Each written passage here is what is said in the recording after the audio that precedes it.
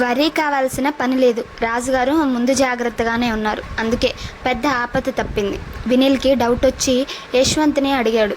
వాళ్ళు ఇలాంటివి రిపీట్ చేస్తే కష్టం కదా, ఎన్ని రోజులని ఇలా జాగ్రత్త పడాలి, ఎటు నుంచి ఏమైనా చేయొచ్చు కదా అన్నాడు. నువ్వు చెప్పింది నిజమే వినీల్, అందుకే రేపు పొద్దున మళ్ళా నేను వస్తాను. అప్పటికి రాజుగారు స్పృహలోకి వచ్చి మాట్లాడతారు కాబట్టి ఆయనతో డీటెయిల్గా మాట్లాడి వాళ్ళ మీద తగు చర్య తీసుకుంటాను. నేరస్తులను వదిలిపెట్టే ప్రసక్తి లేదు. దీనిపై సమగ్ర రిపోర్టు కూడా డీజీపీ గారికి ఇవ్వడం జరిగింది. ఆయన కూడా సీరియస్గా ఉన్నారు. మాకు ముఖ్యమంత్రి ఆఫీస్ నుంచి కూడా రాజుగారికి ప్రత్యేక రక్షణ కల్పించమని ఆదేశాలు ఉన్నాయి. అందుకే 6 నెలలుగా ఆయన కారు వెంటే మా ఎస్కార్ట్ వెళ్తూ ఉంటుంది. రాజుగారి ఇంటి వద్ద కూడా మఫ్తీలో పోలీస్ నిఘా ఉంచాము. కాకుంటే శత్రువులు ఒక టెండర్ విషయంలో రాజుగారికి అది రావడం వల్ల కోపంగా ఉన్నారు. వారిని పూర్తిగా హెచ్చరించాము. ఇక భయమేమీ ఉండదు. మీరేమీ కంగారు పడకండి. లీగల్గా వారిపై ఎలా యాక్షన్ తీసుకోవాలని ఆల్రెడీ ప్లాన్ చేశాము. వారంలోపే వారందరి మీద ఛార్జ్ షీట్ వేస్తాం అని చెప్పాడు. మరి నేను వెళతాను. రేపు ప్రొద్దున మీకు ఫోన్ చేసి వస్తాను అని విజిత నెంబర్ తీసుకున్నాడు యశ్వంత్. అందరూ లేచారు. ఆ రూమ్ నుంచి బయటకు వచ్చారు. ఇంకేంట్రా వినీల్, ఏంటి విశేషాలు అని అడిగాడు యశ్వంత్. ఎంతవరకు వచ్చింది నీ మ్యారేజ్ ప్రపోజల్స్ అని ఆప్యాయంగా నీల్ని దగ్గరకు తీసుకొని అడిగాడు. డాడీ చూస్తున్నారన్నయ్య అని చెప్పాడు వినీల్. మళ్ళీ ఆ జాతకాలు గోలైనా, త్వరగా చేసుకోరా బాబు, ఎవరినో ఒకరిని చూసుకొని. దగ్గరలోనే కూర్చొని ఉన్న విజిత వీరి సంభాషణ వింటుంది ఆసక్తిగా. తప్పకుండా అన్నయ్య, కానీ నీకు తెలుసు కదా నాన్నకు ఎదురు వెళ్ళలేము అన్నాడు. తెలుసురా, అందుకే మీ అన్నయ్య విషయంలో జాతకం కుకప్ చేసి పంపాము. మీ నాన్నకి చక్కగా కుదిరిందని పెళ్లి చేశాడు. ఈ రోజుకు తెలీదు అవి కుదిరాయో లేదో. వాళ్ళిద్దరూ హ్యాపీగా ఉన్నారు కదా అన్నాడు నవ్వుతూ. అవునా, హే ఇది నాకు తెలియదు అన్నయ్య అన్నాడు యశ్వంత్తో. అవునరా, నీకు ఎదురైన అమ్మాయి నచ్చితే చెప్పు, జాతకాలు నేను కుదిరిస్తా అని కన్ను గీటాడు వినీల్ వైపు చూస్తూ. సరే అన్నయ్య, థ్యాంక్స్ అంటూ 2 చేతులు జోడించాడు నవ్వుతూ. ఈ సండే ఇంటికి లంచ్కి రారా, మీ వదిన నన్ను పోరు పెడుతుంది నిన్ను పిలవమని. ఆవిడ చెల్లెలు కూడా ఉందిగా మ్యారేజ్కి, నీకు అడుగుదామని ఆవిడ ప్రయత్నం అన్నాడు నవ్వుతూ. నీకు చాలా డిమాండ్ ఉంది, నువ్వే ఆ సాఫ్ట్వేర్లో పడి రొమాన్స్ మర్చిపోయావు అన్నాడు యశ్వంత్. యశ్వంత్ మాట్లాడిన తీరుకు మొహమాటంగా నవ్వుతూ తప్పకుండా వస్తానన్నయ్య అని చెప్పాడు. సరేరా వెళతాను, రేపు నువ్వు ఇక్కడే ఉంటే మళ్ళీ కలుస్తాను అన్నాడు. వారి మాటలు వింటూ మనసులో నవ్వుకుంటోంది విజిత. జాతకాల గురించి యశ్వంత్ చెప్పిన టిప్స్ గురించి అందరూ మాటల్లో ఉండగా డాక్టర్ బయటికి వచ్చి చెప్పాడు. ఆపరేషన్ సక్సెస్ అయింది. రిప్స్ కొద్దిగా మాత్రమే విరిగాయి. బ్యాండేజ్ వేశాము. 2 నెలలు పూర్తిగా రెస్ట్ అవసరం అని చెప్పాడు విజిత మాధవితో. ఐసీయూకి షిఫ్ట్ చేశాం, మీరు వెళ్ళి చూడొచ్చు. ఇంకా స్పృహ రాలేదు, 1 గంట పడుతుంది. జనరల్ అనెస్థేషియా ఇచ్చాము కదా, కొంచెం టైం పడుతుంది అని చెప్పాడు. అందరూ అమ్మయ్య అని ఊపిరి పీల్చుకున్నారు. వీర్రాజు గారి భార్య గౌతమి అందరికీ స్నాక్స్ ఇంటి నుంచి తెచ్చింది. ఆమెతో పాటు వాళ్ళ పని పిల్లాడు క్యారేజీలు పట్టుకొచ్చాడు. విజిత వాటిని రూమ్లో పెట్టమని చెప్పింది అనితతో. మాధవి, విజిత, వీర్రాజు, గౌతమి అందరూ ఐసీయూలోకి వెళుతున్నారు. విజిత వెనక్కు తిరిగి వినీల్ను కూడా పిలిచింది. నీల్ నువ్వు రా అంటూ. ఇంతమంది లోపల అంటే పేషెంట్కి ఇబ్బంది విజిత అన్నాడు. పర్వాలేదురా అంది. తప్పదన్నట్లు లోపలికి వెళ్ళాడు వాళ్ళతో. అది విఐపి ఐసీయూ కావడంతో చాలా పెద్దదిగా వెంకటరాజు గారు ఒక్కరే బెడ్రూమ్లో ఉన్నారు. ఆయనకి ఇంకా స్పృహ రాలేదు. పక్కనే డాక్టర్, నర్సు ఉన్నారు. అందరూ ఆయన దగ్గరికి వెళ్ళారు. విజిత బ్యాండేజ్ అవి చెక్ చేసింది. తల్లితో భయం ఏమీ లేదమ్మా, త్వరలోనే కోలుకుంటారు. కాకుంటే డాక్టర్ చెప్పినట్లు 2 నెలలు ఇంటి నుంచి కదలకుండా ఉంటే మంచిది అని చెప్పింది. తమ్ముడిని అలా చూడగానే వీర్రాజు కళ్ళలో నీళ్లు తిరిగాయి. ఆయన ఆస్తులు కూడా వెంకటరాజు గారే మేనేజ్ చేసి బాగా డెవలప్ చేశాడు. వీర్రాజుకు అంత బిజినెస్ అనుభవం లేదు. తమ్ముడే కొన్నంత అండ అతనికి. ఆయన 2 కూతుళ్ళు పెళ్ళిళ్ళయ్యి ఫారెన్లో సెటిల్ అయ్యారు. ఆయనకు ఏ సమస్య వచ్చినా వెంకటరాజు చూసుకుంటూ ఉంటాడు. అలాంటి తమ్ముడు ఇలా ఉన్నాడంటే ఆయనకు గుండె లోతుల్లో దుఃఖం పొంగుకొచ్చింది. గౌతమి భర్త కళ్ళలో నీళ్లు చూసి ఊరుకోండి, బావగారు త్వరలోనే కోలుకుంటారు అని ఓదార్చింది. వినీల్ ఆయన త్వరగా కోలుకోవాలని మనసులో అనుకున్నాడు. కాకుంటే ఈ 2 నెలలు విజిత అన్ని బిజినెస్ వ్యవహారాలు చూసుకోవాలి. వెంకటరాజు గారి వ్యాపార సామ్రాజ్యం చాలా పెద్దది. ఆయన కాబట్టి తనదైన శైలిలో అభివృద్ధి చేస్తూ వస్తున్నాడు. తనకంటూ ఓ గుర్తింపు తెచ్చుకున్నాడు. మన దేశంలోనే కాక విదేశాల్లో కూడా ఆయన వ్యాపారం ఉంది. అమ్మాయి ఇంత బిజినెస్ విజిత ఎలా చూస్తుందో, ఎలా నెగ్గుకొస్తుందో అని ఉలిక్కి పడ్డాడు. అప్పుడు టైం 10 దాటింది. రాజుగారు స్పృహలోకి రావడానికి ఇంకో గంట పైనే పడుతుంది. అందరూ ఐసీయూ నుంచి బయటికి వస్తుంటే మాధవి తను అక్కడే కూర్చుంటానని చెప్పింది. కాస్త ఏదైనా తినేసి వచ్చి కూర్చో అమ్మా మాధవి అంది గౌతమి. నేను ఇంటి నుంచి అందరికీ టిఫిన్ తీసుకొచ్చానని చెప్పింది. సరే అని అందరూ బయటికి వచ్చారు. అక్కడే వెయిట్ చేస్తున్న మృణాల్ ఆఫీస్ స్టాఫ్ ఎలా ఉంది అని అడిగారు వినీల్ని.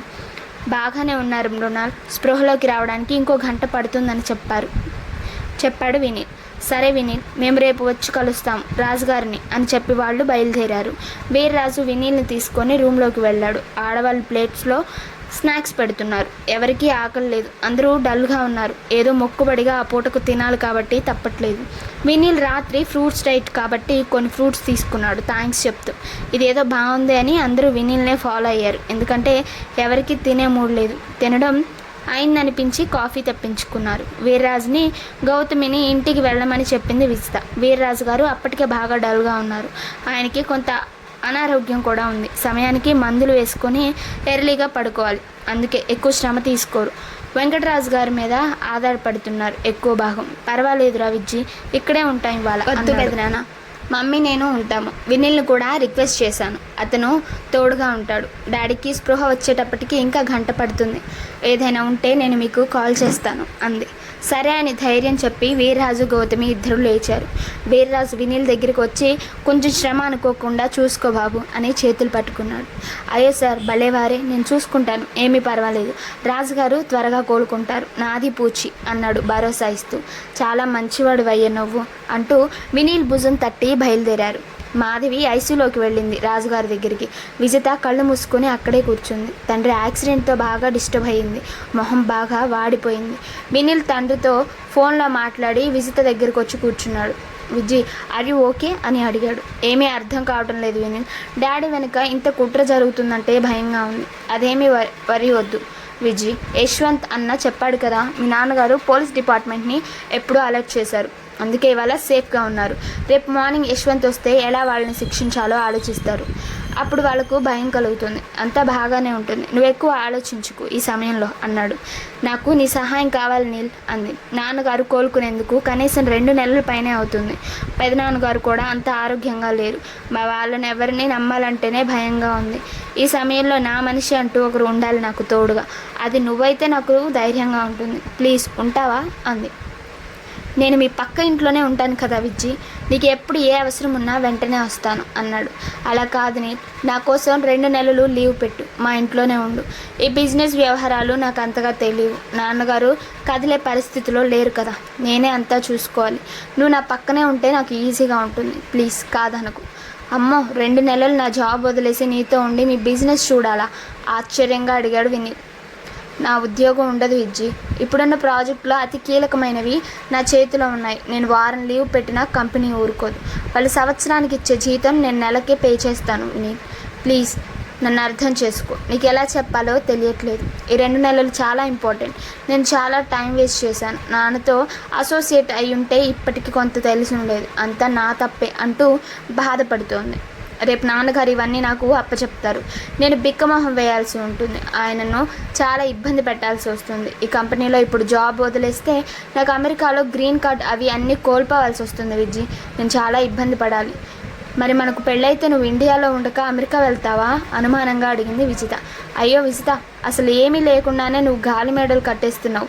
పెళ్లి వరకు వెళ్ళిపోయావు. మీ అన్నయ్య వదినల జాతకాలు మాదిరి నువ్వు ప్లాన్ చేయొచ్చు కదా. ఓ నువ్వంతా విన్నావా అని నవ్వాడు. నాకైతే మీ నాన్నగారు మన పెళ్ళికి ఒప్పుకుంటారని నమ్మకం లేదు విజ్జి.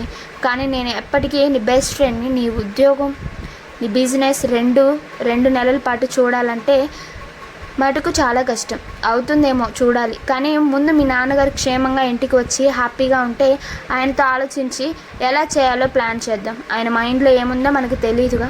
ఆయన ఇంకెవరినైనా తన బాధ్యత అప్పగిస్తారేమో అన్నాడు. ఇప్పటికీ ఈ టాపిక్ వదిలేద్దాం. మీ డాడ్ ఆరోగ్యం, ఆయన శత్రువుల మీద యాక్షన్ అనేవి మన ముందున్న ముఖ్య బాధ్యతలు. పద మనము లోపలికి వెళదాం. ఈ పాటికి మీ నాన్నగారు స్పృహలోకి వచ్చి ఉంటారు. ఇద్దరు లేచి ఐసీయూలోకి వెళ్ళారు. వెంకటరాజు గారు స్పృహలోకి వచ్చారు. పక్కనే డాక్టర్ నర్స్ రీడింగ్స్ చెక్ చేస్తున్నారు. కొన్ని మందులు ఇంట్రావీనస్లో ఎక్కిస్తున్నారు నొప్పి తెలియకుండా ఉండేందుకు. మాధవి భర్తతో చిన్నగా ఏదో చెబుతుంది. విజిత వినీల్ ఆయన దగ్గరికి వెళ్ళారు. వారిద్దరిని చూసి పలకరింపుగా నవ్వాడు. అప్పటి వరకు ఉగ్గబట్టుకున్న ఏడుపు విజిత నుంచి పొంగుకొచ్చింది. వస్తున్న కన్నీళ్లకు కొంగు అడ్డు పెట్టుకుంది. ఏ విజ్జి, ఏంట్రా ఇది? నేను బాగానే ఉన్నాను కదరా, ఎందుకు ఏడుస్తున్నావని అడిగాడు ఆయన. మాధవి కూడా కన్నీళ్ళు నాపుకొని ఉంది. విజితని దగ్గరికి తీసుకొని ఊరుకోరా అమలు అంది. చాలా థ్యాంక్స్ వినీల్, మాధవి అంతా చెప్పింది అన్నారు ఆయన. అయ్యో, ఇప్పుడు అవన్నీ ఎందుకు సార్, మీరు కోలుకున్నారు, అది చాలు. డాక్టర్ విజితకి సైగ చేశాడు. ఎక్కువ మాట్లాడకండి అని. ఓకే అని. సరే డాడీ, రెస్ట్ తీసుకోండి, మేము ఇక్కడే ఉంటాము.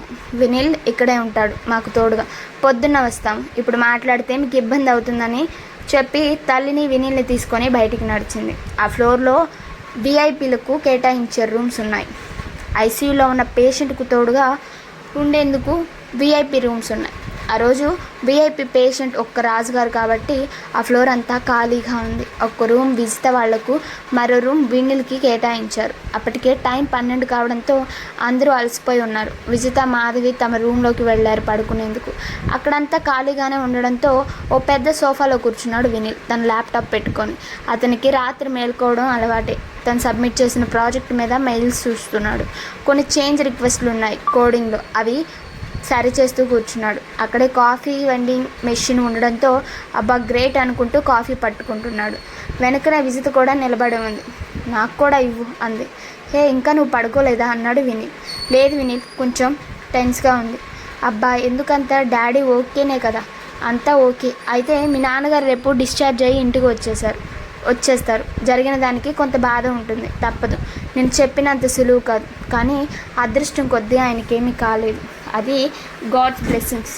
ఒక కాఫీ విజితకిచ్చి తనకు ఒక కాఫీ తీసుకున్నాడు. ఇద్దరు సోఫాలో కూర్చొని సిప్ చేస్తున్నారు. మమ్మీ పడుకున్నారా? కళ్ళు మూసుకొని ఉంది. నాకు డౌట్, ఆమె కూడా ఆందోళనగానే ఉంది. కానీలే, ఈ రాత్రి ఇలా గడవని, బాధపడడం తప్పదు అన్నాడు వినీల్ ఓదార్పుగా. నువ్వు ఒక్కతే చైల్డ్ కాబట్టి మీ పేరెంట్స్ని జాగ్రత్తగా చూసుకునే బాధ్యత నీది. అందులోనూ మీ బిజినెస్ ఎంపైర్కి కూడా నీవే రానివి. ఈ రాణిగారికి పెళ్ళై రాజుగారు వచ్చే వరకు ఒంటరి పోరాటం తప్పదు అన్నాడు నవ్వుతూ. రాజుగారు పక్కనే ఉన్నారు. ఎన్నాళ్ళ నుంచో వెయిటింగ్ రాజుగారిని పెళ్లి చేసుకునేందుకు. కానీ ఈ చాదస్తపు రాజుగారు జాతకాలు ఆచారాలు పట్టుకొని వేలాడుతున్నారు అంది ఒకంత విసిగ్గా వినీల్ వంక చూస్తూ. ఫన్నా లేక ఫ్రస్ట్రేషనా అన్నాడు సినిమా గుర్తొచ్చి కాస్త విజితని నవ్విద్దామని. నీకు ఫన్, నాకు ఫ్రస్ట్రేషన్ అంది కోపంగా. ఓహ్ వద్దు, ఈ సమయంలో అంత కోపం వద్దు, వెయిట్ చేద్దాం. నువ్వు మంచిదానివి కదా, నీకు అంతా మంచి జరుగుతుందిలే, కాస్త ఓపిక పట్టు అన్నాడు. కాఫీ తాగడం పూర్తయింది. సరే పడుకుందాం పద అని లేచాడు వినీల్. తన రూమ్లోకి వెళ్ళి తలుపులేసుకోవడం మేలు, లేకుంటే విజ్జి కూడా అలానే తన పక్కన కూర్చుంటుంది. మరుసటి రోజు డిశ్చార్జ్ అయ్యి రాజుగారి ఇంటికి వచ్చారు. విజిత డాక్టర్ కాబట్టి తానే కేర్ తీసుకుంటానని చెప్పింది హాస్పిటల్ డాక్టర్స్తో. డ్రెస్సింగ్ అవసరం ఉంటే నర్సుని పంపిస్తామని చెప్పారు వాళ్ళు. ప్రొద్దున్నే రాజుగారిని పలకరించి హాస్పిటల్ నుంచి ఇంటికి వెళ్ళి హడావిడిగా ఆఫీస్కి వెళ్ళిపోయాడు వినీల్. సాయంత్రం కాస్త ఎర్లీగా ఆఫీస్ నుంచి బయలుదేరాడు రాజుగారిని పలకరిద్దామని. మృణాల్ వాళ్ళు రాజుగారు కొంచెం కోలుకున్నాక 4 రోజులాగి వచ్చి పలకరిస్తామని చెప్పారు. చక్కచక్క ఫ్రెష్ అప్ అయ్యి విజిత వాళ్ళ ఇంటికి వెళ్ళాడు వినీల్. అబ్బో అప్పుడే 7 అయింది అనుకున్నాడు. గేట్ తీయబోతూ అమ్మో వీళ్ళింట్లో కుక్కులున్నాయనుకుంటూ కాలింగ్ బెల్ కోసం గేట్ దగ్గర చూశాడు. అమ్మయ్య ఉంది అనుకొని దాన్ని నొక్కాడు. విజిత బయటకు వచ్చింది. తన వెంటే ఓ 3 కుక్కలు కూడా బయటకు వచ్చాయి, ఆమెతో పాటు బాడీ గార్డ్స్లా. ఓ చుడిదార్లో మెరిసిపోతుంది విజిత. పొడవాటి నల్లని ఒత్తైన జుత్తును చుట్టగా పైకి చుట్టి క్లిప్ పెట్టుకుంది. అందం ఉన్న అమ్మాయి ఎలా ఉన్నా అందమే, మనసులో మెచ్చుకోకుండా ఉండలేకపోయాడు వినీల్. గేటు తీస్తూ రండి లోపలికి అంది. అమ్మో కుక్కలు అన్నాడు. ఏమి చేయవు రండి, నేనున్నానుగా అంది విజిత. సరే అని విజిత వెనకాలే లోపలికి వెళ్ళాడు. ఆ 3 కుక్కలు వినీల్ వెంటే ఉన్నాయి, చేతులు కాళ్ళు నాకుతూ. ఇల్లు చాలా పెద్దగా ఇంద్రభవనంగా కనిపించింది. అంత పెద్ద ఇంట్లో వాళ్ళు ముగ్గురే. అఫ్కోర్స్ నౌకర్లు వంట వాళ్ళు ఉంటారు. అవుట్ హౌస్లో 3 అంతస్తుల ఇల్లు, దానికి ఒక పెద్ద లిఫ్ట్ కూడా. కింద మొత్తం పార్కింగ్. ఓ 6 కార్లు ఉన్నాయి. మొదటి అంతస్తులో రాజుగారి మీటింగ్ హాల్ మరియు ఆఫీస్. 2వ అంతస్తులో రాజుగారు, ఆయన భార్య, 3వ అంతస్తులో విజిత ఉంటారు. అంత పెద్ద ఇల్లు చూసి నేను డెఫినెట్గా ఈ అమ్మాయికి సూట్ కాను అని మరోమారు డిసైడ్ చేసుకున్నాడు వినీల్. ఇవాళ మా ఇంట్లోనే మీకు భోజనం అంది విజిత. వద్దు ప్లీజ్, నేను నైట్ ఫ్రూట్స్ తీసుకుంటాను, నీకు తెలుసు కదా అన్నాడు. నాకు తెలీదు డాడీ, ఇందాక అంటున్నారు మమ్మీతో మీకు స్పెషల్ వంటలు చేయించమని.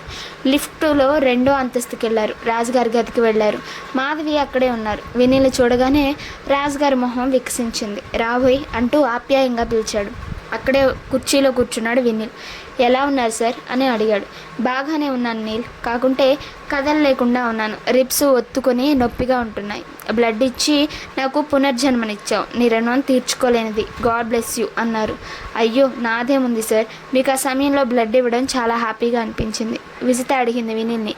కాఫీనా జ్యూస్ ఏమైనా తాగుతారా అని. కాఫీ ప్లీజ్ అన్నాడు.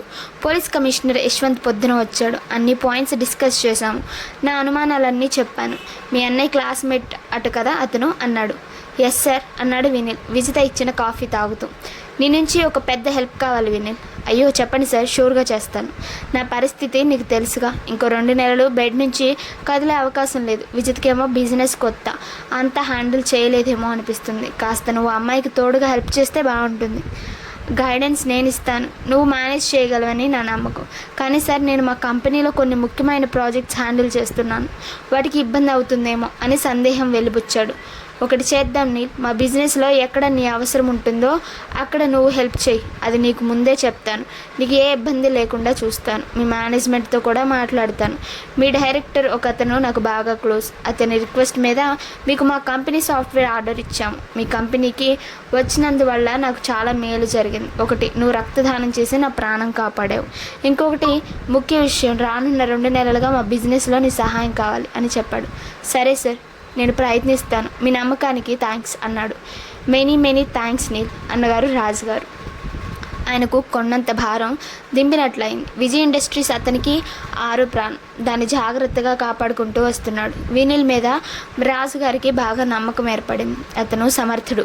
ఏ పనైనా తన తెలివితేటలతో చేయగలడు. ఫలితం ఆశించడు, మోసం చేయడు అనిపించింది ఆయనకి. రాజుగారు వినీల్ కుటుంబం విశేషాలు అవి అన్నీ అడిగి తెలుసుకున్నాడు. వాళ్ళది చాలా మంచి కుటుంబంగా ఫీల్ అయ్యాడు. మాధవి వాళ్ళకి వినీల్ నాన్నగారు దూరపు బంధువులు అవుతారని మాటల్లో తెలిసింది. ఆవిడకి వినీల్ అంటే అభిమానం ఏర్పడింది. విజిత అన్నీ వింటూ అక్కడే కూర్చుంది. ఇంతలో రాజుగారి ఫోన్ మోగింది. అక్కడే కూర్చున్న నీల్ ఆ ఫోన్ తీసి ఇచ్చాడు. ఆయన పట్టుకోలేడు కదా అని స్పీకర్ ఆన్ చేసి ఆయన దగ్గర పెట్టాడు. అటు నుంచి కాంగ్రాచులేషన్స్ చెప్తున్నారు. విజయ్ ఇండస్ట్రీస్కి క్రితం సంవత్సరంకు బెస్ట్ ఇండస్ట్రీస్ అవార్డు వచ్చింది. ఇండియన్ ఛాంబర్ ఆఫ్ కామర్స్ వారి ఆధ్వర్యంలో రేపు సాయంత్రం 6 గంటలకు కేంద్ర మంత్రి చేతుల మీదుగా ముంబైలో ప్రెజెంటేషన్ ఉంటుంది. తప్పకుండా అటెండ్ అయ్యి అవార్డు స్వీకరించమని రిక్వెస్ట్ చేస్తున్నారు. వెన్యూ అది వాట్సాప్ చేస్తామని చెప్పారు. మంత్రి గారి అపాయింట్మెంట్ రేపటికి దొరికిందని, అందుకే అంత షార్ట్ నోటీస్లో చెప్తున్నామని చెప్పారు. రాజుగారి ఫోన్లో అతనికి థ్యాంక్స్ చెప్పారు ఆనందంగా. ఎప్పటి నుంచో రాజుగారి కళ బెస్ట్ ఇండస్ట్రీస్ అవార్డు కోసం చేసుకోవాలని.